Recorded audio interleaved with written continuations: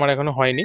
হুম। তো কি বলে, বিল্ড কোয়ালিটিতে একটু চেঞ্জ তো অবশ্যই করা উচিত, স্পেশালি দা সুইচেস কোয়ালিটিতে, কারণ এখান থেকে পুরো শর্ট হয়ে যাচ্ছে light। এটার কোনো একটা সলিউশন দরকার। এটার কোনো পার্মানেন্ট সলিউশন দরকার। আই থিঙ্ক কাস্টমারদের ডেকে ওলার সলিউশন করা উচিত।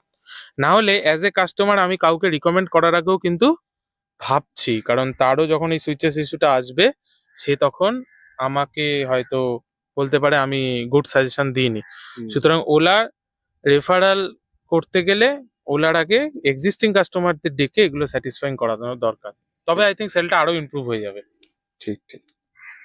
এছাড়া কারণ কোনো এইভাবে একটা গাড়ি তো চালানো, মানে আই থিঙ্ক লুকসটা তো কিছুটা হলো নষ্ট হচ্ছে। হ্যাঁ অবভিয়াসলি কিছুটা লুকসটা হলেও একটু নষ্ট নষ্ট হচ্ছে, হচ্ছে। কারণ এইভাবে হ্যাঁ। গাড়ি প্লাস্টিকে ঢেকেছে। হুম হুম ঠিক হুম। আছে। এমনি ওয়েট কেমন কি নিয়েছো, কত ওয়েট, মানে ওয়েট কেমন নিয়েছো? ওয়েট তো ভালোই, মানে আমরা তো তিনজনও এখানে তো আরামসে যায়। তিনজনও বসে? তিনজন আরামসে। সিট